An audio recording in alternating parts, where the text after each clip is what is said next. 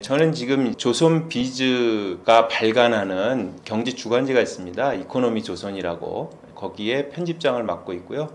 기자 생활은 한 33년째 하고 있습니다. 좀 오래 했네요.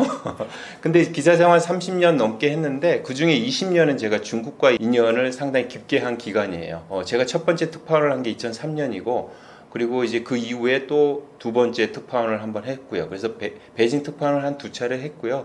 그 사이에 중국에 대한 컨텐츠를 좀 더 깊게 이해하고 싶은 마음에 중간에 제가 이제 휴직을 하고 3년간 중국으로 건너가서 인민대라는 곳에서 금융으로 박사 공부를 했습니다. 그래서 나름 엄청난 무슨 대단한 전문가라기보다는 오랜 기간 중국을 계속 경제 분야 쪽을 관찰을 해왔기 때문에 그 흐름에 있어서는 나름 좀 맥을 짚고 있다 정도 이해하시면 될 것 같습니다. 네, 감사합니다.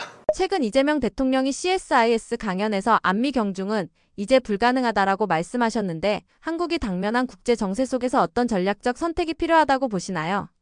일단 안미 경중은 불가능하다. 이제 현실적으로 그런 상황이 됐다라는 게 이제 이재명 대통령의 인식이거든요. 그게 이제 공개적으로 이번에 이제 확인이 됐는데 저는 상당히 의미가 있다고 봅니다. 아주 되게 현실적인 판단을 하신 거라고 봐요. 왜냐하면은 예전에는 국가 안보하고 경제 교류는 별개의 문제였어요. 물론 완전히 떼는 건 아니지만 근데 지금은 흔히도 우리가 그런 얘기 많이 하잖아요. 경제 안보, 경제 안보. 이미 안보는 경제 속으로 들어와 있어요. 그리고 지금의 경제 교류 관계에서 안보 개념이 빠진다? 그거는 생각하기 되게 힘든 이미 그런 시대로 진입을 했어요. 사실은. 그래서 안미 경중을 얘기를 할 때 그런 상황을 얘기를 한 거거든요. 사실 그런 상황에 대한 인식을 갖고 있기 때문에 당연히 경제 안보가 이미 지배하는 시기에서 안미 경중이라는 게 말이 안 되잖아요. 사실은. 안보하고 경제가 뗄 수가 없는데 안보는 미국 경제는 중국? 이게 불가능하잖아요. 그러니까 그런 측면에서 되게 현실인식적인 거죠. 그리고 실제로 보면 경제를 놓고 보면요. 과거에는 이제 중국에 대한 우리나라의 이제 중국에 대한 투자가 되게 집중돼 있었어요. 중국은 기본적으로 한국이 해외로 투자를 할 때 가장 많은 기업들이 가장 많이 투자하는 곳이 이제 중국이었고. 그렇죠? 근데 최근에 지표를 한번 보면은 그게 역전이 됐어요. 지금 미국에 더 투자를 많이 합니다. 최근 수치를 한번 찾아보니까 이런 게 있어요. 2023년 기준이긴 한데요. 대미 투자 비중, 그러니까 우리나라 기업들이 해외에 투자하는 전체 투자 금액 중에 미국에 투자하는 비중이 2023년에 거의 한 30% 됐어요. 29.6%라고 그러네요. 그리고 중국하고 홍콩을 합친 거, 이른바 이제 중화권인데 대만을 뺀 거긴 하지만 그 비중은 17%입니다. 그 미국이 훨씬 많아요. 그리고 그런 뉴스도 나온 적이 있어요. 파이낸셜 타임스가 작년인가 아마 보도를 한 걸로 기억을 하는데 2023년 기준으로 미국이 유치한 외자 중에 외국인 직접 투자 가운데 제1위 국가가 어디냐? 한국이더라. 쉽게 얘기하면 미국이라는 거대 경제 대국에 가장 많은 돈을 제 얘기는 이제 직접 투자입니다. 주식 투자하는 포트폴리오 투자 말고 직접 투자인데 직접 투자를 가장 많이 하는 나라가 한국이다. 그러니까 이른바 경제에 관련해서도 엄청나게 지금 한미 간의 관계가 되게 결속이 되고 있는 거예요. 이미 그래서 안미 경중이라는 건 더 이상 쓸 수도 없고 이미 그거는 지나갔어요. 현실적으로도. 자, 그러면 중국은 어떠냐? 중국은 우리나라 사실은 사드 이후에 여러분들 잘 아시겠지만 그 롯데가 이제 철수를 했잖아요. 그렇죠? 롯데마트는 완전 철수를 했고 롯데백화점도 순차적으로 지금 매각 단계예요. 제가 알기로 청두에 백화점 하나 있는 게 지금 거의 매각이 안 돼가지고 되게 좀 난항을 겪고 있다고 들었거든요. 근데 하여간 이제 매각을 해야 되는 이제 철수 단계고 많은 기업들이 빠져나왔어요. 그렇지만 철수가 답이냐? 그런 건 아니에요. 사실은 중국에 또 새로운 시장이 열리는 부분이 있거든요. 중국이 세계 최대 전기차 시장입니다. 예를 들어서 전 세계에 10대의 전기차가 팔리면 그중에 5대는 중국에서 팔리는 거예요. 무지하게 큰 시장이죠. 그렇죠. 그걸 포기할 수는 없잖아요. 물론 시장뿐만 아니고 중국은 기본적으로 규제가 되게 적은 그 분야가 되게 많아요. 신기술 영역에서. 그런 쪽에서는 우리가 적극적으로 중국 속에 들어가서 중국 기업과 협업을 해서 할 수가 있어요. 무슨 얘기냐면 우리가 어떤 선택을 해야 되느냐. 이게 미국을 버리고 중국을 택할 것이냐. 무슨 중국을 버리고 미국을 택할 거냐. 그거는 말도 안 되는. 이젠 더 이상 그거는 현실적으로 불가능하죠. 사실은. 예. 그래서 양쪽에 우리에게 도움이 된다면 다 전략적으로 선택을 하는 그런 이제 접근이 필요하겠죠. 중국 관영 매체가 이 발언을 두고 미국 전략에 종속됐다라고 비판하며 사드 문제까지 다시 언급했는데요. 이런 중국의 반발에 한국은 어떤 외교적 대응 전략을 마련해야 한다고 보시나요? 의연하게 대응을 하면 될 것 같아요. 그거 갖고 뭐 그걸 문제 삼아 가지고 뭐 얘기를 할 필요는 없다고 보고요. 사실 중국 스스로도 자기 함정에 빠진 부분이 있어요. 자 보십시오. 안미 경중이라는 표현은 이거에 대해서 뭐 중국이 지금 이제 관영 언론이 그걸 비판했다고 얘기를 하는데, 과거에는요 중국이 그걸 갖고 우리를 비판한 적이 있어요. 그 무슨 얘기냐면, 야 안보는 뭐 니들은 다 미국하고 붙어 있으면서 특히 사드 때 경제는 우리하고 교류하면서 다 돈을 우리한테 다 벌고 이러면서 되게 얌체 같은 거 아니냐, 막 이런 식의 논조로 한국을 비난한 적이 있어요. 그리고 그래놓고 와가지고 지금은 또 안미 경중이 미국의 어떤 그 논리에 종속된 거다라고 얘기하는데, 사실 우리는요 한국은 미국의 논리도 아니고 중국의 논리에도 종속될 필요가 없어요. 당당하고 의연하게 가야 됩니다. 그런 측면에서 중국의 어떤 이런 액션이나 제스처에 대해서 일희일비하거나 일일이 대응할 필요는 없다고 봅니다. 사실은. 그리고 사드 자체 그 기간에 제가 현지에 이제 특파원을 하던 시기와 그렇게 겹쳤거든요. 제 동료 특파원 한 예를 들면은, 제 동료 특파원은 그 사드 기간에 택시를 탔어요. 택시를 탔는데 서울에서 전화가 왔어요. 전화를 와서 이렇게 당연히 이제 한국말로 하지 않습니까? 그러니까 택시 기사가 딱 보니까 한국 사람이구나. 그런데 내리라는 거예요. 그냥 차를 타고 가다가 강제 하차당했어요. 장난 아니었어요 그때. 그 지하철 타면은 저 휴대폰 보는 것도 약간 이제 쫄리는 거예요. 표현이 죄송합니다. 뭐 하여간 좀 이게 부담되는 거예요. 왜냐하면 이게 한글을 보게 되면 마치 집단 어떤 게 당하지 않을까 하는, 그러니까 그 정도로 상황이 안 좋았어요.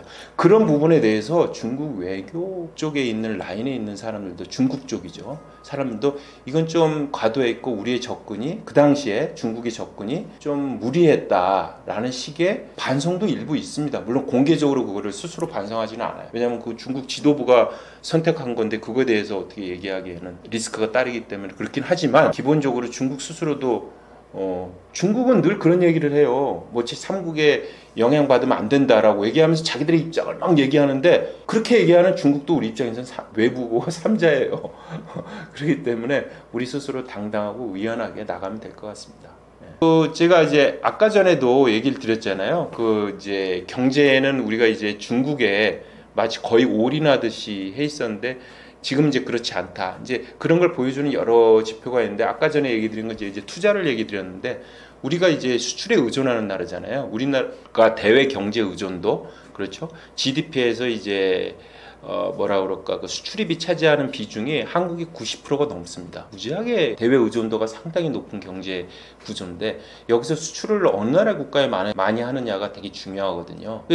2003년을 기점으로 중국이 한국의 최대 수출 대상국이 됩니다. 2003년이 언제냐면은 2001년 중국이 세계 무역 기구에 가입하면서 중국이 전 세계에 이제 공장으로 뜨고 세계 시장이 되기 시작을 합니다. 전 세계 국제 무역 체제에 편입을 하면서 그 흐름을 잘 탔어요, 우리나라가. 그래서 중국이 한국의 최대 수출 대상국이 되는데, 그게 드디어 이제 최근 들어와서 월 기준으로는 역전이 되기 시작해요. 다시 미국으로. 원래는 미국이 늘 한국의 최대 수출 대상국이었어요.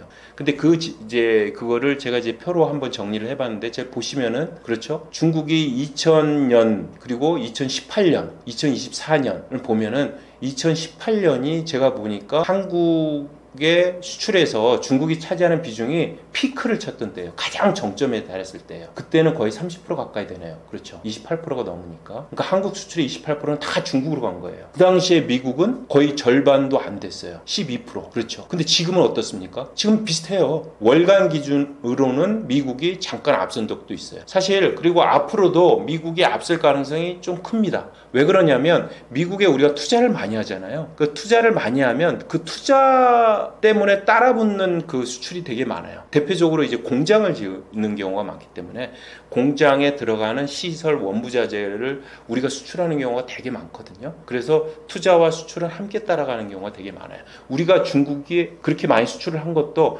우리가 중국에 그렇게 많이 공장을 짓고 투자를 했기 때문에 나타났던 현상이거든요. 그래서 지금 이런 흐름이 바뀌고 있다. 그래서 어쨌거나 이런 상황이 바뀌고 있기 때문에 이게 뭐 아니면 도, 그렇죠? 이런 식의 접근은 아닌 것 같다. 하여간 미국을 어떻게 대하느냐, 중국을 어떻게 대하느냐, 다 스스로 우리 입장에서 자율성을 갖고 전략적으로 외교적 대응을 하면 좋겠다. 이렇게 생각을 합니다. 최근 중국이 한국인 관광객 무비자 입국을 허용하고 한한령 해제 움직임까지 보이고 있는데요. 이런 변화는 단순한 문화교류 차원이 아니라 외교적 메시지가 담긴 것이라고 보시나요?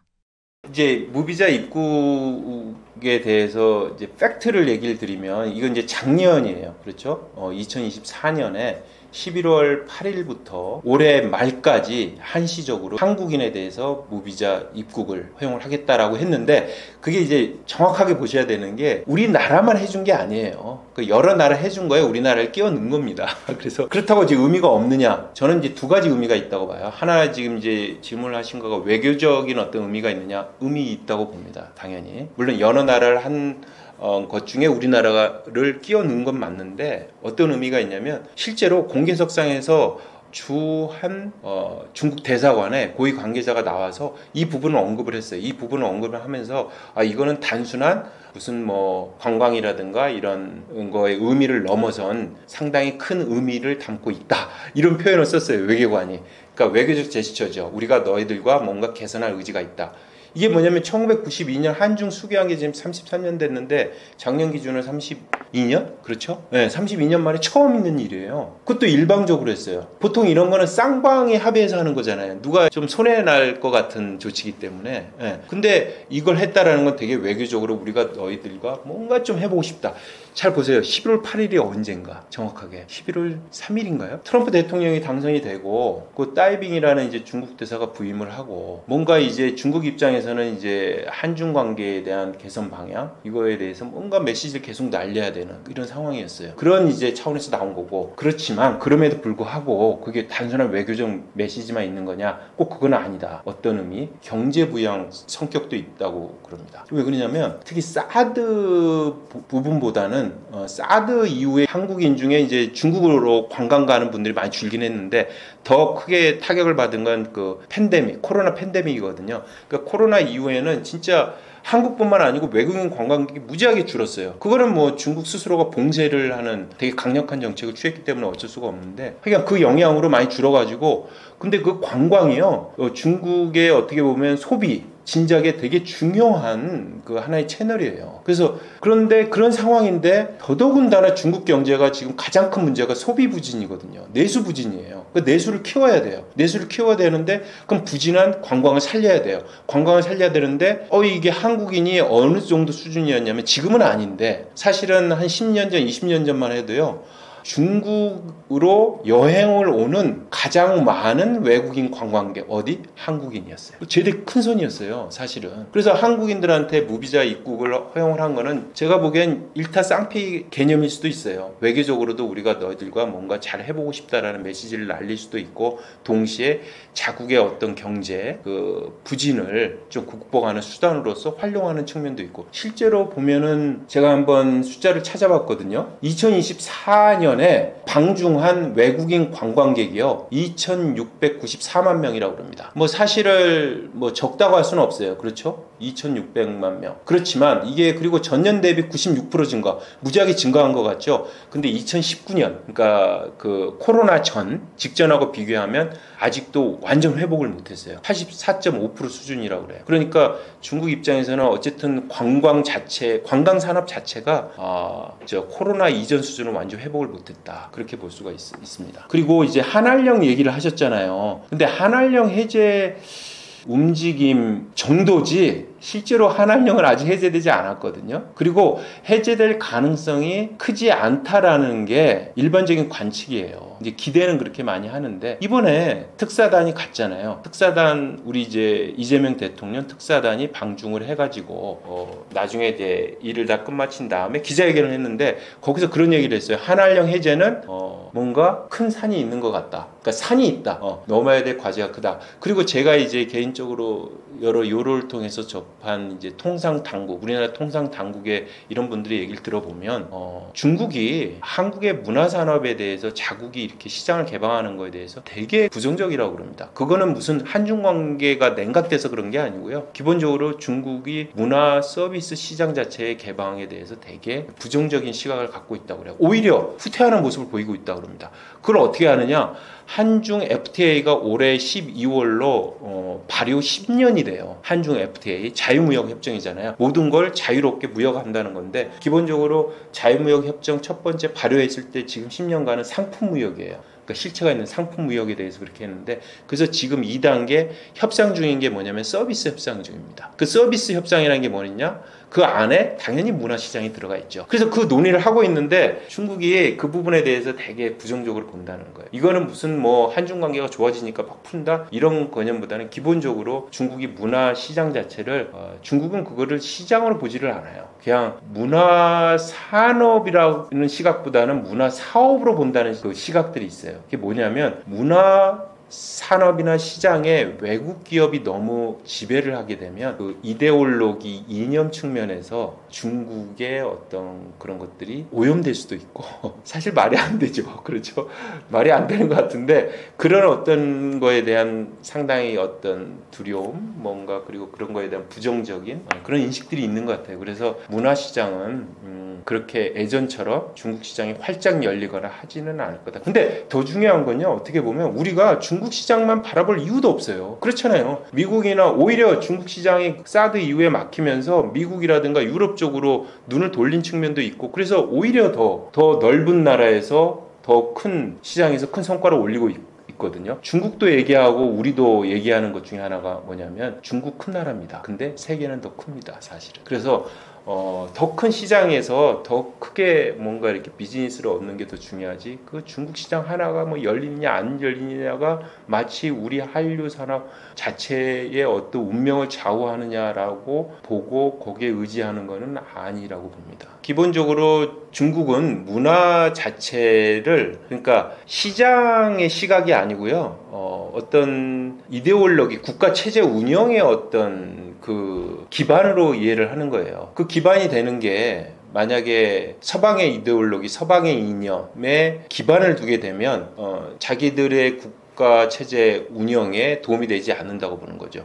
기본적으로 중국인들의 인식에는 제가 느끼기에는요. 중국은 자기들이 이제 천하의 중심이라고 그러고 세계를 천하라는 표현을 쓰잖아요. 그리고 대표적인 게 또 서방과 상당히 이렇게 괴리되고 적대적인 부분을 보일 때가 있어요. 그게 뭐냐면 서방의 인권, 특히 인권 부분도 마찬가지입니다. 인권도 철저하게 서방의 인권으로 바라보는 시각보다는 중국식의 인권이 있다라는 거예요. 왜 우리가 인권이 없다고 비판을 하느냐 이런 얘기를 해요. 한 사례를 예를 들게요. 이것도 중국의 외교관이 한 얘기인데 제가 그걸 보고 야 이런 생각을 할 수도 있겠구나 하는 거예요. 뭐냐면은 인권을 얘기를 할 때 그러니까 인간의 이제 목숨이잖아요. 어떤 얘기를 하냐면 코로나 때예요. 코로나 때 제가 만났던 중국 외교관의 얘기인데 코로나 때 그때 잠시 동안 인도에 사망자가 급격하게 늘어난 적이 있어요. 인도 대표적인 민주주의 국가입니다. 세계 최대 민주주의 국가죠. 그래서 인권을 되게 중시한다고 얘기를 해요. 민주주의라는 게 이제 인권을 중시하잖아요. 자, 중국 외교관의 질문이 이거였어요. 자, 그렇게 자유롭고 해가지고 다 전염이 팍팍 퍼져가지고 수많은 많은 사람이 죽어가는 게 인권을 중시하는 거냐? 엄격하게 통제를 해가지고 그 사람의 생명이 이렇게 목숨을 잃는 걸 최소화하는 게 그게 더 인권 중심적인 거냐? 뭐라고 보느냐? 나한테 이렇게 물어보더라고요. 뭐라고 보십니까? 그렇죠. 물론 이제 이건 결과예요. 그러니까 그거는 이제 결과로 놓고 보면은 중국의 논리가 맞을 수는 있는데 물론 근데 우리는 그 과정도 되게 중시를 하잖아요. 사실은 결과보다 이건 이제 논쟁의 여지가 있습니다. 사실 전 그래서 과정도 중요하다 뭐 논쟁을 벌일까 하다가 그렇게까지는 하지 않았는데 그거는 무슨 얘기냐면 중국이 어떤 가치를 바라볼 때 시각이 되게 다르다. 그리고 중국이라는 나라는 중국 자체가 워낙 큰 나라이기도 하지만 그 자체가 자기들만의 어떤 특색을 얘기를 많이 해요.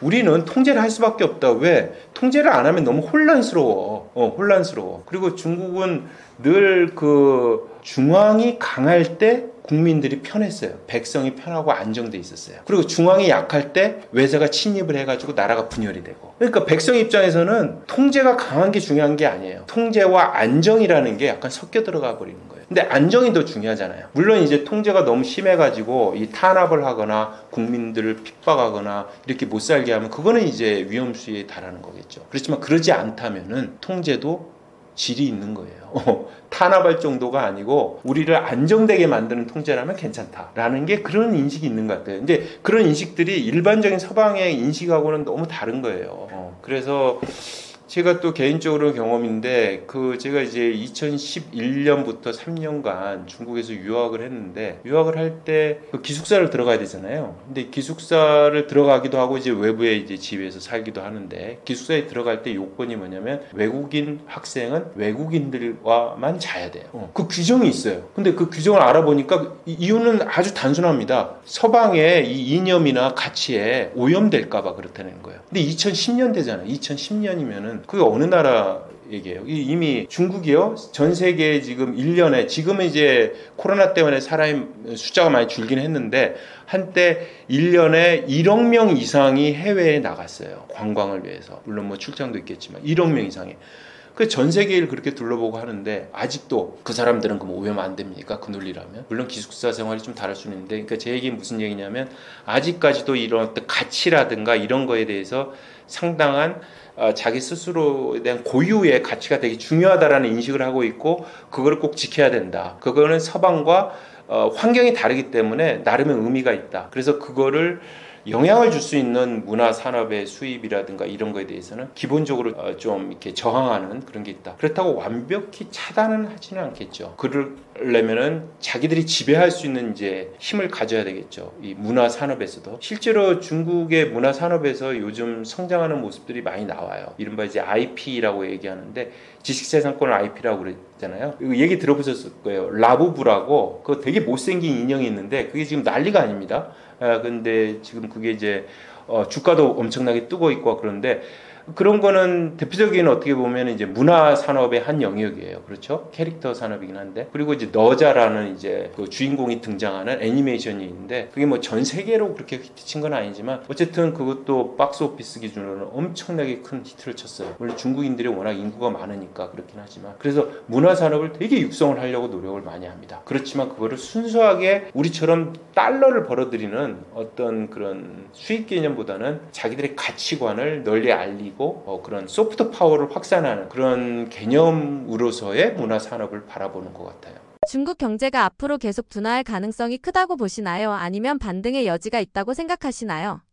저는 당분간은 중국 그 경제 자체는 조금 이렇게 반등보다는 당분간은 좀 이렇게 둔화하는 모습을 많이 보일 것 같다. 왜냐하면은 지금 중국 경제가 안 좋은 가장 핵심적인 이유는 소비 부진이라고들 얘기를 하거든요. 우리가 이제 보통 GDP를 얘기를 할 때 경제를 얘기할 때 좀 어렵긴 한데 보통은 이제 소비, 그렇죠? 그다음에 이제 투자, 그다음에 이제 순수출, 그다음에 또 정부 지출 뭐 이렇게 있는데 대표적으로 소비가 되게 약해요. 중국이 상대적으로 다른 나라에 비해서. 그래서 소비 부분이 있기 때문에 그 부분을 극복하지 않으면 이게 회복하기가 어렵고 그래서 경제 성장률이 물론 5% 정도는 나온다고 하지만 상대적으로 보면은 최근에 주가가 지금 급등하고 있어가지고 중국 경제에 대한 관심도 되게 높은데 중국 내에서도 그렇고 외부에서도 그렇고 지금 중국 경제와 중국 증시가 너무 괴리가 되고 있다. 이런 얘기가 나오는 이유 중에 하나가 뭐냐면 중국 증시가 잘 되는 게 뭔가 제대로 된 중국 경제를 반영하는 것보다는 뭔가 좀 괴리가 되고 있다 이러는 건데 긍정적으로 보는 사람들은 이제 주가라는 게요 미래에 대한 어떤 가치를 지금 현재의 가치로 반영하는 거기 때문에 미래에 대한 기대가 좋은 거 아니냐 이렇게 이제 얘기를 하는 사람들이 있는데 지금 현재로서 중국 소비가 일어나려면 부동산 이런 것들이 조금 다시 살아나야 되는데 부동산 침체가 상당히 오랜 기간 계속 지속되고 있어요. 특히 개선 기미도 많이 보이지 않고 있고 그래가지고 좀 한계는 있지 않을까 생각을 합니다. 그래서 제가 이제 표를 좀 몇 개 갖고 왔는데 이제 소매 판매 증가율이 있고요. 그렇죠? 그러니까 소매 판매 증가율을 보시면 얼추 보면 이게 되게 지금 낮은 수준으로 유지되고 있다는 걸 볼 수 있고 또 소비가 이렇게 썩 좋지 않다라는 걸 보여주는 지표 중에 하나가요. 물가를 볼 수가 있어요. 물가가 이제 높은 이유는 두 가지가 있습니다. 크게 보면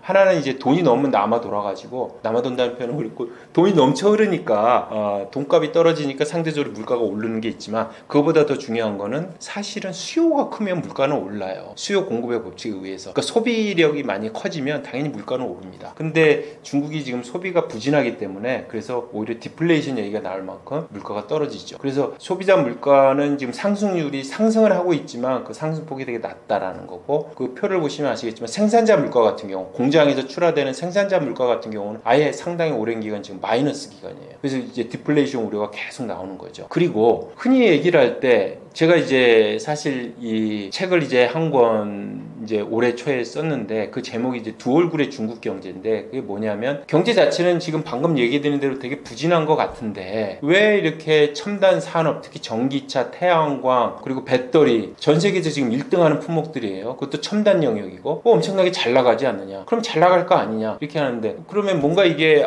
안 맞는 거 아니냐 이러거든요. 근데 저는 그게 약간의 착시 현상 같은 거라고 생각을 하는데 두 얼굴이 있습니다. 존재하고요. 만약에 이게 제대로 되려면 지금 방금 얘기 드린 전기차, 태양광, 배터리 이 3대 산업이라고 중국 내에서 부르거든요. 신 3대 산업이라고 부르는데 이 산업이 정말 중국 경제를 끌어올릴 만큼의 수준의 엄청난 큰 포션을 차지하고 있느냐, 비중을 차지하고 있느냐의 문제인데 그렇지는 않다고 봐요. 아직은. 중국 언론에 2023년 기준으로 어떤 뉴스가 나오냐면은 2023년에 처음으로 이 신 3대 산업의 수출 규모가 합쳐서 1조 위안을 돌파했다라는 표현이 나와요. 1조 위안. 1조 위안이면은 지금 한 190원이긴 한데 1위안이 한 200원 치고 하면은 한 200조 원이잖아요. 적지는 않아요. 1년에 200조 원 수출을 했다 적지는 않은데 이 규모를 봤더니 제가 한번 봤더니 작년에 2024년에 한국의 수출 1위 품목 반도체죠. 반도체 수출액이 한 그 정도 돼요. 한 204조 되더라고요.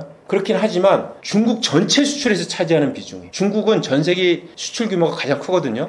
거기에 차지하는 비중이 얼마일까요? 5%입니다. 5%가 안 돼요. 5%가 안 되는 걸 갖고 마치 이게 전 세계에서 1등을 하고 있다고 중국 경제가 마치 막 살아날 것처럼 얘기하는 거는 좀 과잉이죠. 5%라는 숫자는 얘기를 잘 안 해요. 중국 경제가 뜬다라고 얘기하고 싶은 분들은 지금 얘기한 1조 위안 돌파했다. 그 다음에 자동차 수출이 세계 1위가 됐다. 전기차, 배터리가 세계 1위 품목이 됐다. 태양광은 완전히 장악을 했다. 이런 수치만 얘기하지 그 자체가 중국 경제에서 차지하는 비중에 대해서는 좀 눈을 감고 있죠. 그래서 그 여러 수치를 입체적으로 들여다보면 현실적인 한계가 있다. 아직은 중국 경제가 이렇게 빠른 속도로 반등하기에는 기대가 아직은 조금 이르다. 저는 그렇게 봅니다. 중국의 산업 고도화가 한국 경제에는 경쟁 위험이 될 것이라고 보시나요? 아니면 협력 기회가 될 수 있다고 보시나요?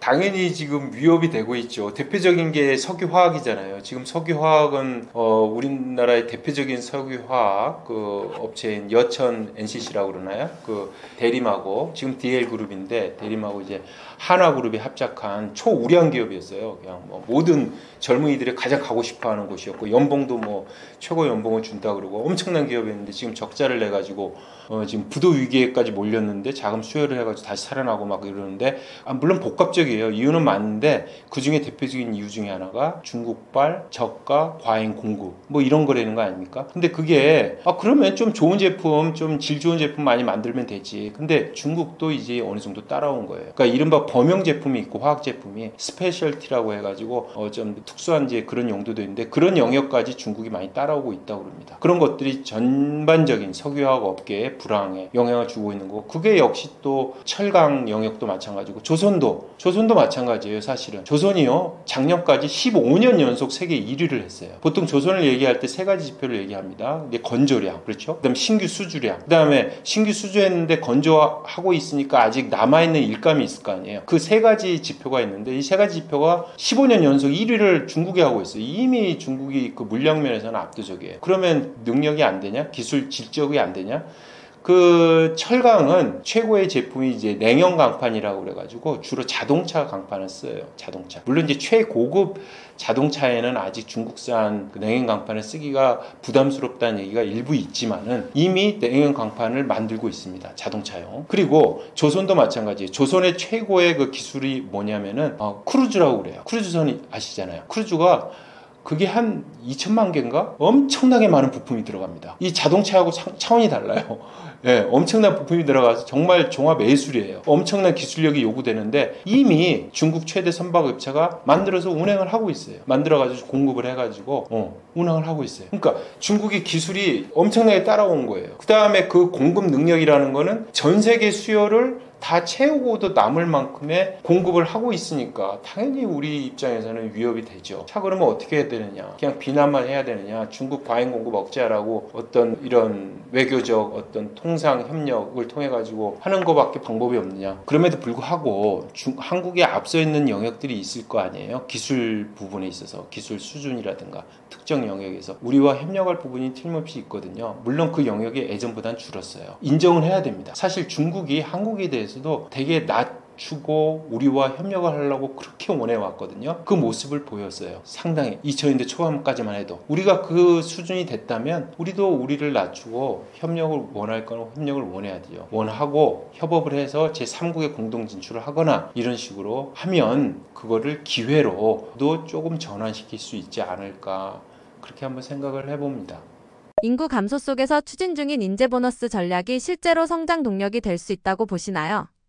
그게 지금 이제 인구 보너스 얘기 나오면서 인재 보너스 얘기가 이제 함께 나오고 있는데, 이게 뭐냐면 이제 인구 보너스라는 게 인구가 너무 많기 때문에 보너스가 생긴다. 어떤 보너스냐? 인구가 많으면은 크게 보면 경제 측면에서 두 가지가 있잖아요. 하나는 인구가 많으니까 시장이 크잖아요. 그 다음에 또 인구가 많으니까 노동력이 많으니까 저렴한 인건비가 제공이 된다 이거죠. 인건비가 낮은 그런 그 노동력을 많이 제공할 수 있다. 그런 것들을 이제 인구 보너스라는 표현을 써가지고 경제학자들이 얘기를 하는데, 중국도 이제 고령화, 그렇죠? 그리고 출산율도 중국도 떨어지고 있고, 그래서 더 이상 인구 보너스를 누릴 시기는 지났다라는 게 중국 스스로 인정을 하고 있어요. 자, 그러면 어떻게 이걸 극복하느냐? 봤더니 독일도 고령화로 되게 어려움을 겪던 시기가 있었는데, 그거를 걔네들은 직업 훈련을 되게 강화를 해가지고 양질의 인력을 양성하는 인재 보너스를 많이 키우는 쪽으로 했다. 그래서 중국도 가능하다. 실제로 그래가지고 중국은 지금 이공계 쪽으로 인력이 무지하게 몰리고 있습니다. 그래서 뭐 이공계 쪽에 인력이 몰리는 여러 가지 이유 중에 하나는 이공계를 가면 돈을 많이 벌 수 있다라는 이제 인식이 확고히 자리를 잡고 있어요. 그런 사례들이 많이 나오니까. 그러니까 뭐 뛰어나다는 인재들은 다 이공계 가고, 특히 이제 중국은 특이하게 이공계에 대해서는 이공계 분야의 어떤 천재급에 해당하는 훌륭한 인재들에 대해서는 우리는 위화감을 조성한다고 그런 걸 잘 안 할 텐데, 적극적으로 아예 그냥 선별해가지고 집중적으로 육성하는 그런 이제 시스템도 갖고 있고 해가지고 인재 보너스 충분히 가능합니다. 그래서 인재 보너스 때문에라도 그렇고 워낙 이공계 인재가 많다 보니까 전 세계에서 정규직 연구 인력이 가장 많은 나라가 중국이고요. 그 다음에 중국이 지금 1년에 대졸자를 한 1200만 명 양산을 해요. 그러니까 1년에 대학 졸업하는 친구들이 지금 1200만 명, 올해 이제 1222만 명이라고 그러는데, 그렇죠? 그 중에 이공계 전공자가 45%라고 그럽니다. 그 얼마나 많은 사람이 오고 있어요? 한 미국의 2배 된다고 그래요, 숫자로는. 근데 그 비중으로도 되게 커요. 한국하고 미국이 한 20-30% 되는데 중국은 이제 45%고. 그러다 보니까 어떤 이제 한 통계가 있는데, 제가 그래프를 하나 갖고 왔는데 보시면 아시겠지만 중국이 전 세계 상위 20%에 해당하는 AI 연구자의 출신국을 봤더니 한 47%를 차지하더라. 압도하고 있죠. 그렇죠? 엄청납니다. 게다가 트럼프의 그 반이민 정책 때문에 미국에 유학을 하고 있던 많은 중국인 인재들이 다시 이제 중국으로 돌아오고 있고, 그것들이 좀 가속화되고 있고, 심지어 미국에 있던 외국인, 중국인도 아니고 외국인, 뭐 노벨상 뭐 수상을 했던, 뭐 물리학상을 수상했던, 뭐 이런 식의 어떤 되게 훌륭하고 유명한 그런 분들도 중국 쪽으로 온다는 거 아닙니까? 과감하게 이제 투자를 하고 있는 거죠. 그런 것들이 다 인재 보너스하고 연결이 되는 거죠.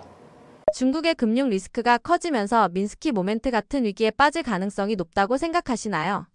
민스키 모멘트는 상당히 이제 강한 위기를 보통 얘기를 할 때 묘사가 되는데, 중국에서 그런 엄청난 우리 한국이 겪었던 97년에 겪었던 IMF 그 위기 같은 그런 혼란스러운 위기는 올 걸로 보지는 않습니다. 예, 그렇게 보지 않는 관측이 많은데, 그 이유 중에 하나가 중국은 통제가 되게 강해요. 그래서 금융에 대한 통제도 되게 강합니다. 기본적으로 중국의 은행들은 그냥 대부분 다 국유은행으로 보시면 돼요. 일부 뭐 민영은행이 있다고 하지만 사실상 중국의 철저한 당국의 지배를 받고 있기 때문에 그 통제가 가능하다. 금융이 어떻게 통제가 가능할까 참 생각하기가 어려운데, 특히 은행 대출 이런 쪽에서는 확실한 이제 관치가 가능하기 때문에 그런 한계가 있다.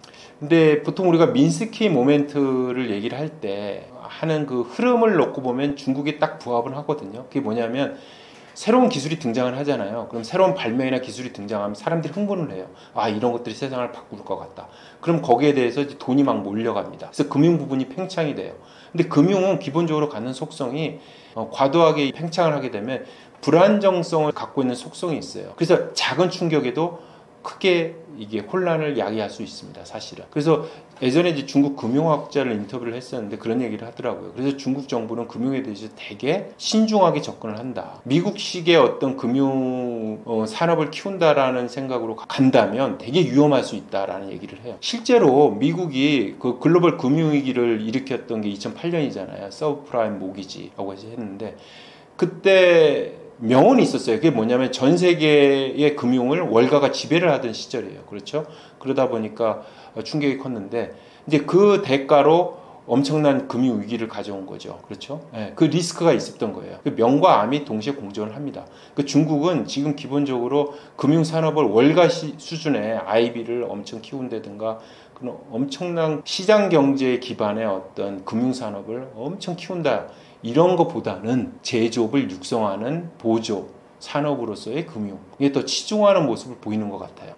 그래서 왜냐하면 그게 이제 미국식으로 가다 보면은 미국식의 글로벌 금융위기라는 대가를 치를 수가 있기 때문에 그럴 경우에는 미국은 뭐 정권을 바꾸면 되겠지만 중국은 정권이 바뀌면 절대 안 돼요. 공산당은 어떤 일이 있어도 하여간 중국을 영원히 지배를 해야 된다라는 게 지금 중국 지도부의 가장 핵심 원칙이거든요. 어떤 일이 있어도 공산당이 중국을 지배하지 못하는 일은 없어야 된다는 거기 때문에 그런 리스크를 감내할 이유가 없죠. 그래서 금융에 대해서는 이제 그런 약간 과거에 비해서 그런 억제를 하고 있기 때문에 민스키 모멘트로 얘기되는 그런 혼란스러운 금융 위기 국면은 나타나기 힘들 것 같다. 다만 중국이 지금 되게 힘들어지고 있는 거는 민간 투자가 되게 약화가 되고 있어요. 민간 투자. 네. 그래서 고정자산 투자가 대표적인 중국의 투자 지표인데요. 그것도 제가 그래프를 하나 갖고 왔는데 보시면 아시겠지만 딱 보시면 알아요. 그냥 민간 투자가 그 파란색인데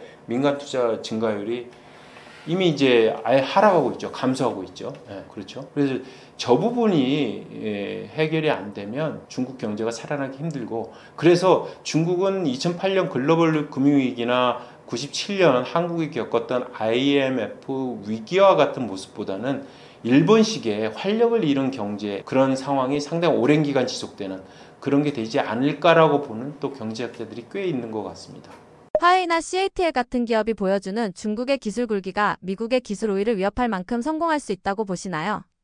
네, 확실히 지금 미국보다 기술 우위를 보이는 영역들이 있죠. 대표적인 게 사실 화웨이를 그렇게 제재를 했던 게 5G 영역에서는 압도를 하고 있거든요. 뭐 특허 출원부터 시작을 해가지고 모든 기술이 앞서 있기 때문에 가성비 측면에서도 그렇고 그래가지고 이제 트럼프 1기 때도 그렇게 화웨이 장비를 쓰면 안 된다라고 스스로뿐만 아니고 미국뿐만 아니고 동맹국에 그렇게 압박을 가해 왔잖아요. 그러니까 그거는 이제 그만큼 위협을 느끼고 있다는 거죠. 근데 그것뿐만 아니고 드론도 마찬가지예요. 드론은 DJI라는 선전에 있는 중국 기업이 거기가 지금 민용이긴 하지만 민용 시장의 70%를 장악했다는 거 아닙니까? 근데 이것도 이중 사용 기술이 가능한 영역이기 때문에 역시 군소용으로도 되게 그게 가능하죠. 그래서 그런 위협을 받고 있고 뭐 전기차, 배터리, 태양광 아까 전에 제가 얘기를 드렸던 것 같은데 그런 3대 영역, 첨단 산업 영역이죠. 이거 역시 다 미국보다는 앞서 있죠. 그리고 AI 모델은 생성 AI 모델은 오픈 AI다 뭐 이래가지고 구글 이래가지고 거의 미국 기업이 주도를 하고 미국 기업만이 할 수 있는 영역이라고 했는데 올해 1월 달에 갑자기 딥시크라는 중국의 어디 스타트업이 갑자기 등장해가지고 거기서 내놓은 추론형 모델이 이거 보니까 이거 장난 아니네. 이게 영역이 이게 미국만이 할 수 있는 게 아니네. 이게 미국 정도와 붙을 수 있는 나라는 진짜 중국밖에 없네. 이런 얘기가 나왔잖아요. 그러니까 이제 그런 거. 그 다음에 양자 컴퓨팅 이것도 꽤 합니다. 중국이. 그래서 중국 요즘 언론에 보면은 뭐 세계 최초 무슨 최초라는 말이 들어가는 기술 개발 뉴스들이 엄청 많아요. 그래서 사실은 이런 기술 굴기가 확실히 존재하고 있고 이게 미국의 이제 어떤 기술적인 우위를 위협하고 있다라고 볼 수는 있을 것 같습니다. 시진핑 주석의 권력 집중과 통제가 중국 경제 성장 잠재력을 제약할 가능성이 크다고 보시나요? 이 부분은 사실 상당히 논란이 있는 부분이에요. 그 일반적인 서방의 이제 경제학자들은 상당수가 예스 그럽니다. 제약할 가능성이 크다. 왜냐하면은 논리는 아주 간단해요. 그 통제와 제약이 되는 문화에서는 창의성이 발현이 안 된다. 그 혁신이라는 건 창의성이 발현이 되는 그런 문화나 토양에서나 가능하다. 그럼 당연히 안 된다는 거죠. 자, 그런데 AI 모델은 어떻게 만들었고, 걔네들 양자 컴퓨팅 어떻게 하고 있고, 전기차 배터리 이런 첨단 산업의 영역에서 혁신 영역에서 어떻게 하느냐 이렇게 얘기를 해요. 그럼 또 반박을 합니다. 자, 그거는 생각을 해봐라. 전기차를 걔네들이 처음 만들었냐? 배터리를 처음 했니? 이렇게 처음 한 건 아니잖아. 예를 들면 냉장고, TV 이런 거 세상에 없던 거 처음 만드는 개념은 그걸 만든 건 아니잖아. 물론 4대 발명은 옛날에 있었지. 그렇지만 그거는 이 현대에 들어와 가지고 산업혁명 이후에 그런 영역 없잖아. 그건 창의성이 없다는 얘기지. 마이크로 혁신이라는 표현을 써요. 예, 작은 혁신은 가능하지만 그런 획기적인 그런 혁신은 못하는 거 아니냐라고 또 반발을 합니다. 그래서 사실은 저는 당연히 제도 리스크가 있다고 봅니다. 제도 리스크 있다고 보고요. 그리고 중국, 소련이 붕괴하는 여러 가지 이유 중에 하나가 저는 제도 리스크라고 얘기를 많이 하거든요. 소련도 과학자가 많았어요. 당연히 스푸트니크 모멘트라는 말을 만들어낼 만큼 미국이 앞서 있을 거라고 생각했는데 소련이 처음으로 그냥 위성을 먼저 쏘아 올려버린 거 아니에요. 과학기술 되게 뛰어났어요. 근데 그 뛰어난 기술력을 갖고 기술 우위를 갖고 왜 미국에 졌을까요? 군사력이 약해서? 그거는 제도가 경제를 그 기술 우위를 경제로 제대로 구현을 못했다. 이런 얘기를 많이 하거든요. 그런 어떤 재산권에 대한 명확한 분리, 그렇죠? 사유재산의 확실한 인정 이런 게 없는 상황에서는 한계가 있다라는 게 일반적인 이제 서방의 경제학자들의 이제 논리예요. 근데 그것도 한번 들여다볼 필요는 있다고 봅니다. 그럼에도 불구하고 중국이 통제가 강하기 때문에 오히려 이런 혁신 제품에 대한 응용은 무지하게 속도가 빠릅니다. 제가 6월 달에 중국을 개인적인 일로 갔다 왔는데요. 거기서 놀란 게 뭐냐면 웬만한 모텔이나 호텔에서는 꼭 있는 그 아이템 하나 있더라고요. 그게 뭐냐면 배달 로봇이에요. 배달 로봇이 있는데 그게 뭐냐면 이제 우리 이제 음식 배달을 하잖아요. 근데 음식 배달에 모텔이나 호텔에 그 방까지 들어가는 건 좀 그렇잖아요. 올라가는 걸. 그 이상한 사람일 수도 있고, 배달 기사로 위장해가지고 들어온 사람일 수도 있고 해가지고 모든 음식 배달은 그 배달 로봇에 가가지고 딱 눌러요. 누르라고 그래요. 그 누르면 문이 열려가지고 거기다 집어넣고 방번호를만 찍으면 돼요. 그럼 방번호 찍으면 그 로봇이 내 방에 전화를 합니다. 전화해가지고 당신 배달에 왔으니까 내가 지금 올라갈게. 그래요. 그래서 이제 좀 기다리면은 거기서 또 전화가 와요. 걔가 초인종을 못 누르니까 걔는 이제 전화를 해요. 전화는 너 바로 문 앞에 있으니까 나와. 그러면 내가 가서 문을 딱 열면 와서 기다리고 있고 나 도착했으니까 이거 눌러서 너 그거 가져가 딱 이렇게 얘기해요. 그래서 이렇게 눌러가지고 딱 가져가니까 그리고 다시 좀 눌러줘 나 돌아가야 되니까 그럼 딱 누르니까 그게 알아서 돌아가더라고. 근데 그게 일상이 돼 있어요. 근데 생각해보세요. 한국보다 중국이 더 많은 인구가 있고 더 저렴한 인건비를 쓸 수 있는데 인건비가 더 낮은 인력을 쓸 수 있는데 아예 사람을 안 쓰잖아요. 어떻게 그게 가능했을까? 시장 경제만으로 그게 가능했을까라는 생각을 해봤는데 생각해보니까 제가 아는 전문가분이 그러더라고요. 아마 그것도 중국 정부가 막 시켰을 거야. 의무적으로 다 하라고. 그렇게 하지 않으면 그 배달 로봇 시장은 형성이 안 돼요. 시장 경제만 맡기면 상당히 오랜 시간이 걸릴 수 있겠죠. 근데 그런 측면에서 보면 중국의 혁신 수용도는 상당히 높죠. 그 수용도를 가능하게 하는 건 시장 경제에만 의존하지 않고 뭔가 국가 통제가 가능하고 그 통제하는 사람 엘리트 계층들이 뭔가 그 부분에 대해서 뭔가 의식이 있고 해가지고 막 밀어붙이면 그런 건 가능하겠죠. 그렇지만 냉장고, 세상에 없던 냉장고, 세탁기 이거 엄청난 혁신이잖아요. 사실은 이게 생겨가지고 많은 주부들을 해방시켰고 그렇죠. 냉장고가 생겨가지고 새로운 산업이 생겼잖아요. 실제로 식품 산업도 완전히 바뀌잖아요. 이게 가능하니까 많은 혁신이 생겼잖아요. 이제 그런 것들 그런 혁신까지는 가능할까? 그걸 좀 다른 얘기다. 그래서 혁신을 통해 가지고 뭔가 성장하는 모습은 있겠지만 이게 지속 가능하려면 제도 리스크가 최소화돼야 된다. 그 제도 리스크는 통제와 이런 어떤 그런 거다라는 거예요. 그래서 사실 근데 이게 한계가 있는 게 시진핑 국가 주석이 기본적으로 왜 그러면 통제와 강한 이 그립감을 갖고 이렇게 억제를 하는 그런 걸 하느냐라고 하는데 이제 여러 가지 이유가 있겠죠. 여러 가지가 있는데 심리학자들이 분석이 되게 흥미로운 게 있어요. 심리학적으로 보면 이 시진핑 주석의 개인 과거가 지금의 강한 통제에 대한 중요성을 그 필요성을 갈구하게 했다라는 거예요. 그게 뭐냐면 영화 삼체를 보셨는지 모르겠어요. 영화 삼체. 영화 삼체의 첫 장면이 뭡니까? 기억나십니까? 넷플릭스의 영화 삼체의 첫 장면이 뭐냐면 문화 대혁명 때 거기 그 이공계 아마 물리학과 교수인가 어떤 분이 이렇게 끌려 나와가지고 고초를 당하는 장면이 나와요. 그리고 그 제자한테 그래서 맞아 죽습니다. 그 현장에 그 모습을 본 그 딸이 이제 그 주인공이죠. 그 딸이 그 엄청난 그 잔혹한 장면을 이제 목도를 해요. 심지어 그 고초를 받는 그 교수의 부인마저 등을 돌리는 모습을 합니다. 그러니까 인권이라는 게 정말 사라지는 아주 그 잔혹한 모습인데 거의 비슷한 모습의 경험을 시진핑 본인이 했다고 해요. 예전에 이제 영국 이코노미스트의 그 에피소드가 잠깐 나왔어요. 그게 뭐냐면 시진핑 아버지 시중신 이제 부총리까지 했던 분인데 이분이 이제 마오쩌둥 시기에 반동 분자로 몰려가지고 이제 하방을 당합니다. 하방을 당하니까 당연히 그 하방당한 고위 이 관료의 자제도 당연히 반동 문자가 돼요. 그래서 심지어 뭐 공산당 입당을 하는데도 수차례 퇴짜를 맞았다는 거 아닙니까? 시진핑이 그런 이제 전력 때문에. 근데 어떤 일이 있었냐면 어느 날 그 문화 대혁명 시기에 어떤 일이 있었냐면은 문화 대혁명 때는 반동 문자들은 이렇게 이제 사람들 주위에 다 둘러싸여 있고 거기에 이렇게 가운데에 딱 이제 올려 세워가지고 그 꽃갈모자를 써요. 우리는 이제 뭐 생일 잔치할 때나 쓰는 꽃갈모자인데 그게 아니고 철로 된 꽃갈모자를 씌웁니다. 거기에 막 적혀 있어요. 뭐 시진핑 나쁜 놈, 뭐 다도하라, 뭐 이런 얘기 막 썼을 거 아닙니까? 그거 써놓고 그 어린애예요.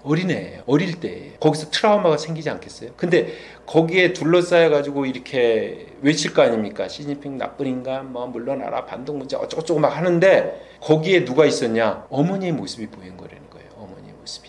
그게 삼체 영화의 그 장면이에요. 근데 그런 트라우마를 근데 이게 사람이 참 신기해요. 똑같은 트라우마를 가졌는데 그러면 그 사람은 통제를 싫어할 걸로 생각할 수 있잖아요. 왜? 마오쩌둥의 1인 지배의 그 통제가 강한기 때문에 그런 문제가 생겼다고 볼 수가 있잖아요. 그러면은 본인이 그래서 사실은 그런 경험 때문에 시진핑 그 중국의 1인자가 됐을 때 어떤 기대가 있었냐면 중국 내부에서도 그런 경험이 있는데 설마 1인 집에 이런 걸 할까? 그러지는 않을 거야. 이 친구는 괜찮게 할 거야. 이런 이제 얘기들이 있었거든요. 근데 완전 거꾸로 갔거든요. 상당히 1인 지배를 강화하는 모습으로 갔는데 그거를 영국의 이코노미스트는 이렇게 해석을 하더라고요. 어떻게 해석을 하느냐? 그럼 자기가 겪은 그 트라우마를 만들어낸 그런 혼란은 왜 생겼느냐? 공산당이 제대로 통제를 못했기 때문에 홍위병 뭐부터 시작해가지고 완벽하게 완전히 상황을 장악을 하고 통제를 했으면 문화대혁명 같은 혼란도 일어나지 않았을 거라는 거예요. 제대로 된 통제가 됐다면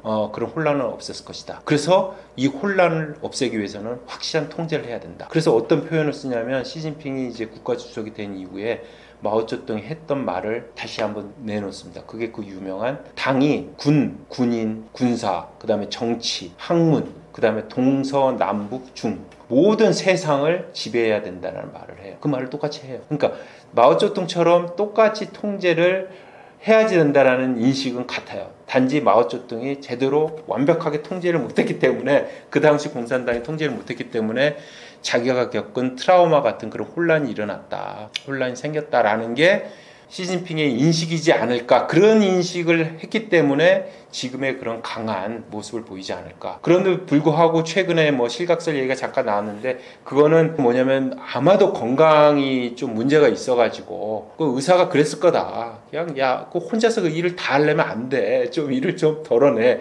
그러면서 약간 통치 스타일을 바꾸는 것일 뿐이지 그 사람이 통제의 끈을 낮춘다든가 약화한다든가 이런 거는 아닐 거다라고 보는 시각들이 꽤 있습니다. 하여간 흥미롭긴 한데 중국의 그 기본적으로 지금의 어떤 통제를 강화하는 그런 방향성 크게 바뀔 것 같지 않고 그렇기 때문에 중국 경제가 갖고 있는 그 제도 리스크는 여전히 잔존할 것 같고요.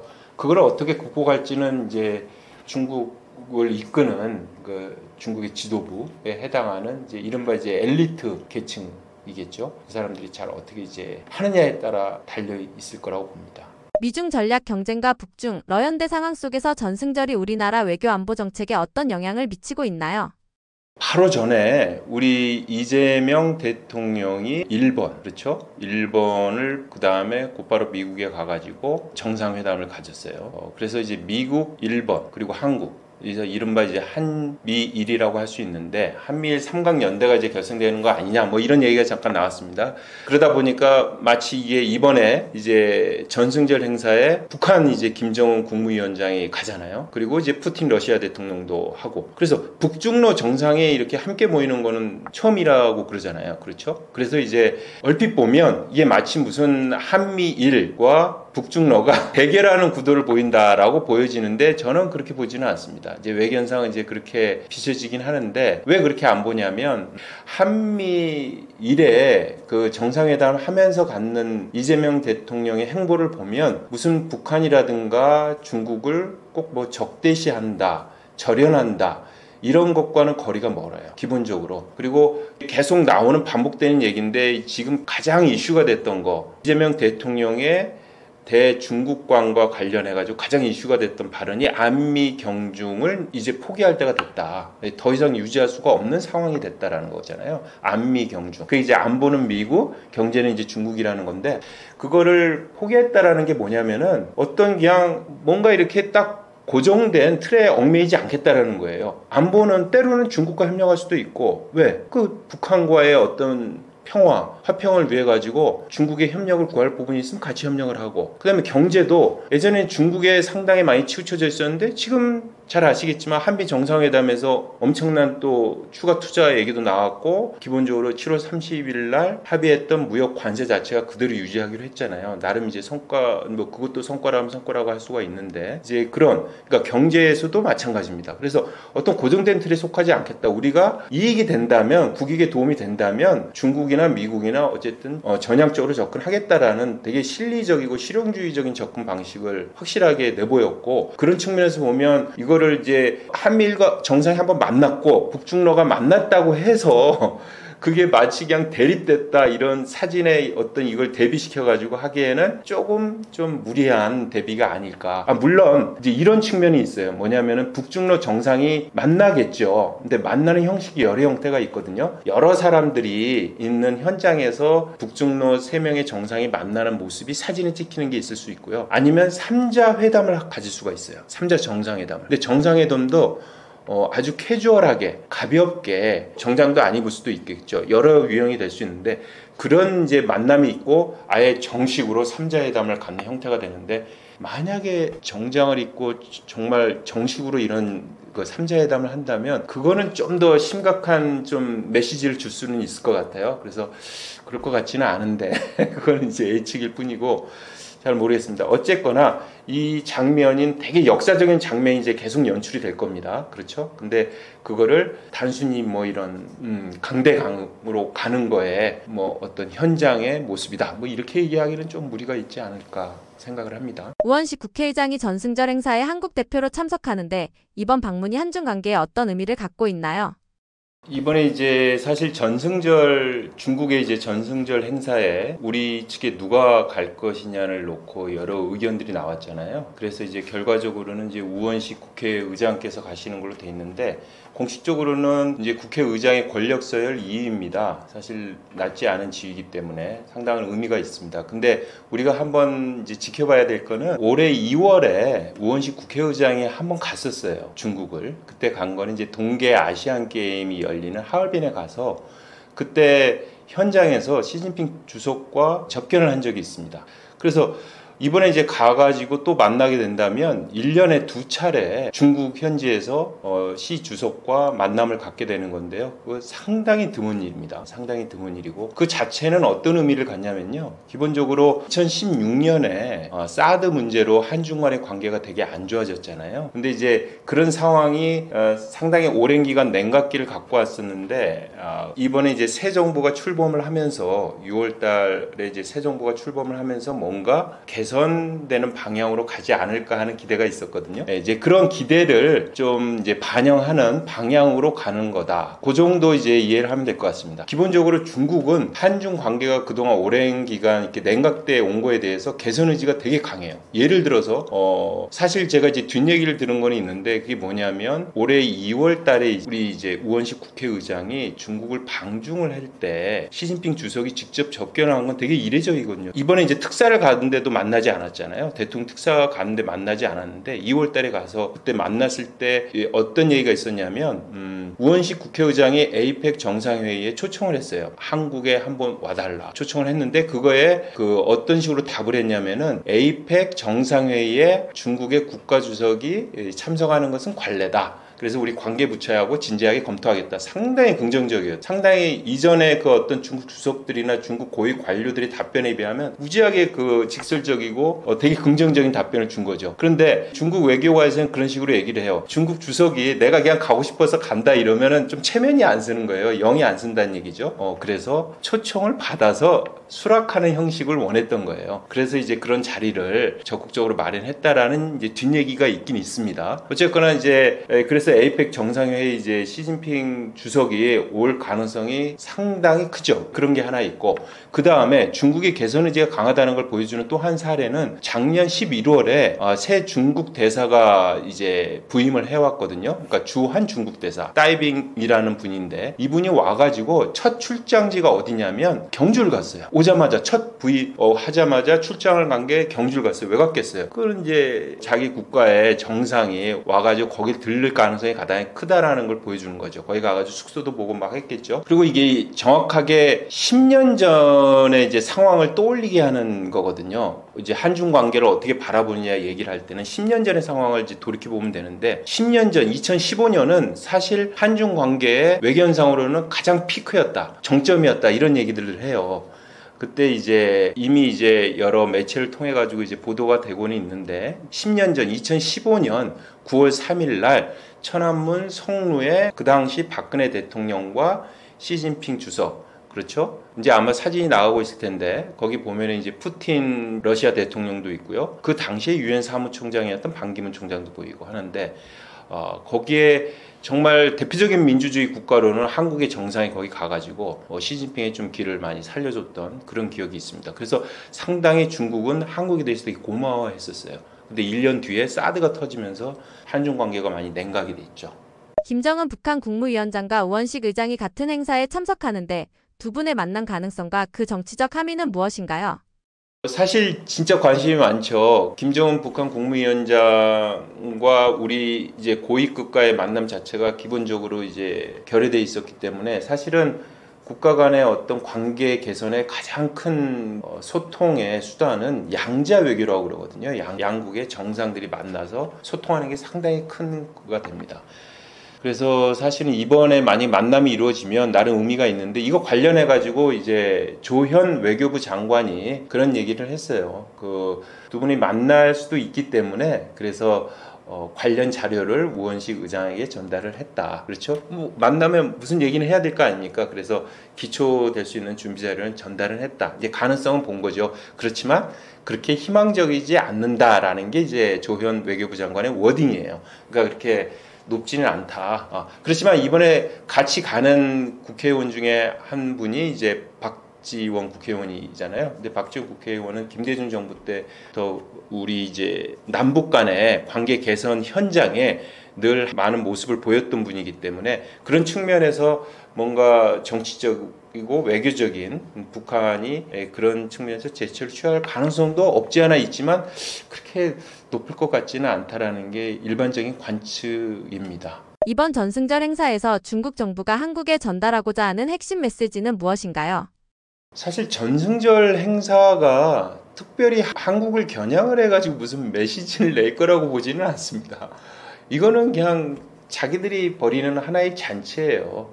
이게 전승절이라는 건 정확하게 얘기하면 항일 전쟁 이제 승리를 기념하는 날이라는 뜻인데 그게 사실은 정확하게 얘기하면 일본의 항복을 받은 주체는 그 당시에 중화민국이에요. 중화민국은 지금의 이제 대만을 뜻합니다. 그 장제스 정권이 갖고 있던 1945년 그렇죠.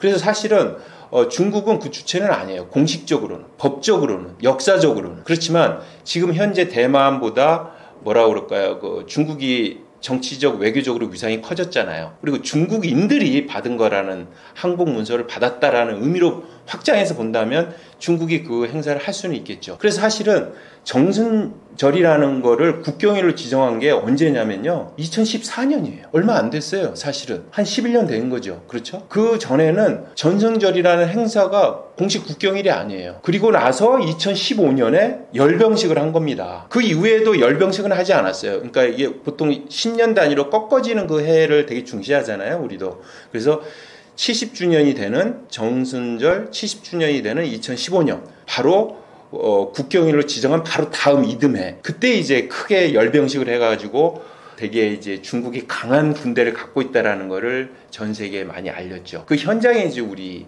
한국의 그 대통령이 그 당시 이제 박근혜 대통령이 갔었다는 얘기고 이번에도 이제 열병식을 또 하는 거죠. 10년 만에 또 하는 겁니다. 그 사이에는 하지 않았어요. 그래서 이제 이게 뭐냐면 중국 자체가 되게 강한 군대를 갖고 있고 스스로의 평화를 유지할 힘이 있다라는 걸 보여주는 뭐 그런 정도의 메시지지 이거를 갖고 전승절 자체가 우리나라를 향해서 어떤 메시지 이런 거는 특별히 그런 거를 설계를 하거나 그럴지는 않을 것 같습니다. 2015년 박근혜 대통령의 전승절 참석 이후 10년이 지난 시점에서 이번 우원식 의장 참석이 한미 동맹과 한중 관계에 미칠 영향은 어떻게 보시나요? 사실은 미국은 달갑지 않아 할 겁니다. 당연히. 그거를 최근에 이거를 달갑지 않을 거라고 보여주는 한 이제 장면이 하나 있어요. 이게 뭐냐면은 피터 나바로라고 미국 백악관 지금 이제 고문으로 있는 분이에요. 무역하고 이제 제조업 고문인데 아주 강성파입니다. 특히 이제 대중 관계에 있어서 무지하게 강성파인데 이번에 전승절에는 가지 않은 걸로 아는데 전승절 바로 전에 상하이 협력기구라고 중국이 주도해서 만든 2001년에 만든 그 국제 기구가 있어요. 상하이 이제 국제 협의체가 있는데 거기에 이제 모디 인도 총리가 갔어요. 나렌드라 모디 인도 총리가 갔는데 모디 이 총리는 이제 인도의 정상이 아닙니까? 인도는 이제 흔히 얘기하는 세계 최대 민주주의 국가라고 그래요. 어떤 의미의 최대냐면 인구가 가장 많은 민주주의 국가인데 그 피터 나바로가 어떤 얘기를 하냐면은 야 어떻게 세계 최대 민주주의 국가의 정상이 그 시진핑하고 푸틴하고 악수하러 가냐라고 공개적으로 비판을 합니다. 그래서 중국 정상과 뭔가 이게 가까이 하는 거에 대해서 되게 직접 트럼프 대통령이 얘기하지 않더라도 거의 트럼프의 어떤 입장을 대변한다. 그걸 그대로 반영한다라고 얘기되는 피터 나바로의 발언에서 충분히 한중 간의 이 관계의 방향에서 이게 자칫 미국의 어떤 강한 반발이라든가 좀 이것까지는 아닌데 적절히 이게 수위를 지키면서 가지 뭐 이런 식의 어떤 제재라는 표현은 좀 그렇고 그런 이제 정도는 있을 것 같긴 합니다. 그런 측면에서 보면은 한미 관계에 어떤 영향을 줄 거냐 리스크 요인이 될 수는 있어요. 근데 만나는 것 자체가 리스크라고 보긴 그렇고요. 그런 것까지 우리가 일일이 다 미국의 승인을 받는다는 건 말이 안 되는 것 같습니다. 예. 그러니까 우리 스스로도 주체가 있어야 되니까 당당하고 의연하게 만나되 거기 만나서 할 때의 발언의 내용이나 수위 이런 게 되게 중요하겠죠. 그거에 따라서 한미 관계에 영향을 줄 수는 있을 거고 그렇죠. 한중 관계 역시 마찬가지일 거라고 봅니다. 한중 관계는 기본적으로 사드 이후에 풀리지 않은 숙제가 너무 많아요. 그 대표적인 게 이제 한한령이고 그 사이에 한중 간의 경제 분야에 있어서는 상당히 이제 오랜 기간 냉각기거든요. 그리고 이제 관광객도 마찬가지고 물론 지금 사실 많이 회복은 됐어요. 그렇지만 완전 회복되지는 않았고 여러 측면에서 그게 있는데 이번에 그 우원식 의장의 방중이 그런 거를 지금 개선되는 방향으로는 가고 있는데 그런 방향을 조금이라도 속도를 좀 높일 수 있는 계기가 된다면 좋겠죠. 근데 그것도 역시 우리 이제 우원식 국회의장하고 중국의 시진핑 주석과의 또 한 번의 이제 만남이 있다면 양자 만남이 있다면 거기서 어떤 발언이 오갈 것이냐 그게 상당히 중요할 것 같긴 합니다. 우원식 의장의 이번 중국 방문과 전승절 행사 참여가 한국 경제와 기업에 주는 실질적인 시사점이나 리스크는 무엇인가요? 방금 전에 제가 한 얘기하고 크게 다르지 않은 답변이 될 것 같아요. 방금 전에 제가 얘기 드린 그 피터 나바로 백악관 고문 되게 강성파인데 그분이 지금 이제 중국 정상과 이렇게 공개적으로 만나는 것 자체, 특히 민주주의 국가의 그 고위급이 만나는 것 자체에 되게 불편한 기색을 아주 공개적으로 내비쳤잖아요. 그래서 미국이 항상 이건 지켜보고 있다. 근데 미국이 지켜본다고 해서 우리가 무슨 뭘 해야 될 걸 못한다 이거는 아닐 거예요. 이재명 대통령이 명확하게 그런 얘기를 했어요. 미국도 중국과 이렇게 대결을 하지만 협력할 부분은 협력하고 있다라는 게 이제 공개적인 발언이었잖아요. 사실 미국도 마찬가지입니다. 실제 미국과 중국이 모든 전면적인 디커플링이나 전면적인 대결 구도는 아니거든요. 그건 뭐 다 아실 겁니다. 사실 그게 현실이니까. 그래서 그 현실의 바탕 위에서 우리가 어떤 입장을 가져가느냐를 아주 현명하게 실리적으로 잘 찾아가면 좋겠어요. 제가 사실 이제 한 10여 년 만에 책을 한 권 냈습니다. 두 얼굴의 중국 경제라는 이름인데요. 그게 이제 흔히 얘기할 때 많은 이제 언론 보도에서 어쩔 때는 중국이 되게 잘 나간다. 흔히 뭐 AI 뭐 잘 나간다. 막 기술 혁신 막 뛰어나다. 우리를 추월했다. 반도체도 곧 따라잡힐 것 같다. 이런 얘기하면서 어떤 경우는 왜 중국 경제 곧 무너질 것 같다. 곧 뭐 미국 GDP 뛰어넘는다고 하더니 다시 뭐 미국보다 훨씬 더 뒤처지는 거 아니냐 이런 얘기 나오고 도대체 어느 게 중국의 진짜 모습이야? 명확하게 얘기해줘. 이런 얘기들을 많이 듣다 보니까 제가 한번 정리를 해보고 싶어가지고 정리를 하는 과정이 또 공부하는 과정이니까 그래서 한번 하긴 했는데요. 전혀 괴리되거나 모순되는 게 아닙니다. 사실은. 모순되는 게 아니고 중국 경제 되게 어려운 거 맞고요. 중국 기술 산업 혁신 일어나고 있는 것도 맞고요. 근데 그게 고리가 연결이 된다라는 거, 그 경제학자들의 사실 과제기도 해요. 그게 뭐냐면은 기술 혁신과 산업의 어떤 발전이 반드시 경제 성장으로 이어질까? 그걸 가로막는 어떤 장애 요인은 없을까? 그게 이제 보통 제도의 문제로 보거든요. 사유재산권 제도로 인정되는 나라냐, 그렇지 않은 나라냐, 뭐 여러 가지 학자들이 그런 연구들을 많이 하거든요. 이제 그런 측면에서 함께 봐줄 수 있을 것 같고요. 중국을 바라볼 때 제가 늘 이제 같은 지인들이나 누군가 얘기를 할 때 저도 공감을 하고 누군가와 같이 공유를 하는 얘기가 뭐냐면 중국은 참 스펙트럼이 넓은 나라다. 워낙 큰 나라긴 하지만 제가 하나 이제 얼마 전에 중국을 갔다 왔는데 하나 얘기를 들려드리고 싶은데 상하이를 갔었는데요. 상하이에 난징 동루라고 그 우리로 얘기하면 명동 거리가 있어요. 보행가인데요. 거기에 이제 화웨이의 전 세계에서 가장 큰 매장이 있어요. 바로 그 건너편에 유명 백화점이 하나 있습니다. 그 화웨이 매장에는요, 자동차도 전시돼 있어요. 사람들이 잘 몰라서 그렇지 화웨이 기술이 들어가 있는 전기차가 중국에서 지금 무지하게 잘 팔립니다. 고급차 시장에서는 1위를 하는 그 브랜드도 있어요. 1위. 화웨이가. 그러니까 화웨이는 직접 차를 만들지 않지만, 그러니까 엄청난 혁신을 보여주고 있는 현장인데, 그 건너편에 그 꽤 고급 백화점이에요. 거기 지하에 제가 뭐 선물용 차를 사려고 잠깐 내려갔었어요. 거기서 뭘 발견을 했냐면, 한국 글자가 적혀 있는 과자를 봤어요. 근데 아무리 봐도 우리 브랜드가 아니에요. 아마 짝퉁이거나 아니면 사실 이제 컨텐츠 K푸드 해가지고 인기가 많잖아요. 그래가지고 아마 이제 한국에 그런 어떤 이미지를 입힌 뭐 정상적인 제대로 된 제과 업체가 만들 수도 있죠. 사실은 순수 짝퉁이라기보다는. 그게 무슨 얘기냐면 그런 게 동시에 존재를 해요. 그냥. 그걸 인정을 해야 됩니다. 이게 예를 들어서 화웨이의 그 매장을 한번 갔다고 해서 막 그냥 난리 났다 그게 아니고 그 짝퉁이라든가 베끼는 그런 현장도 여전히 존재합니다. 그 바로 그 건너편에도 스펙트럼이 되게 넓은 나라다. 그리고 이런 얘기를 합니다. 이거 되게 인상적인 제가 글이었는데 이게 뭐냐면 중국이 올해 초에 처음으로 세계 최초로 인허가를 내준 영역이 있어요. 그게 뭐냐면 드론 택시입니다. 드론 택시가 뭐냐면 비행 택시예요. 비행 택시. 그렇죠? 근데 사람이 안 타요. 그러니까 운전수가 없어요. 파일럿이 없어요. 그거 되게 위험하잖아요. 그걸 어떻게 감히 합니까? 근데 지금 중국 지방정부가 거의 경쟁적으로 저공경제라는 이름으로 해가지고 그런 걸 막 키우고 하거든요. 드디어 이제 처음으로 이제 한 곳에서 그걸 이제 가능하게 된 거예요. 이제 유료로 그러니까 할 수 있게 된 거예요. 유료로 서비스를 할 수 있게 된 건데 그런 한켠에 어떤 문제가 있냐면 그게 이제 대중교통이잖아요. 대중교통의 정말 첨단화의 끝판왕이라고 할 수 있는 거거든요. 비행 택시가 이제 운행이 된다라는 건 뭐 당장은 안 되겠지만 이제 되게 이제 빨라지고 있는 건데 중국의 지방에 어떤 문제가 있냐면요. 지금 경제가 안 좋으니까 지방 공무원들이 월급을 제대로 못 받는 사례가 있어요. 이거는 중국 쪽이 직접 얘기를 합니다. 어떤 현상이 발생하냐면 중국 지방에 예산이 부족하니까 대중교통 버스에 문제가 생기는 거예요. 그래서 우리로 얘기하는 마을버스 같은 게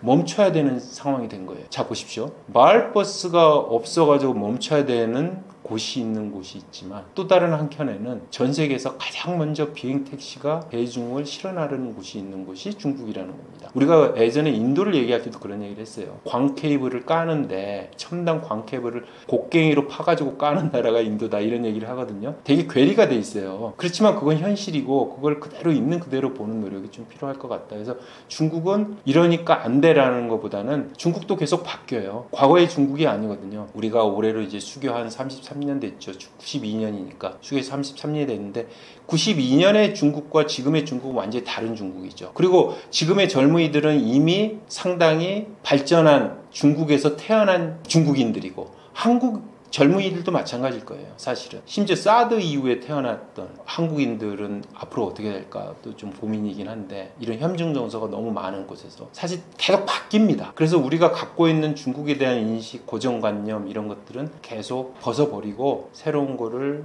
바라다보는 그런 차원에서 접근하는 게 되게 중요하다. 그래서 이제 무스갯소리로 우리가 그런 얘기를 해요. 우리끼리 얘기는.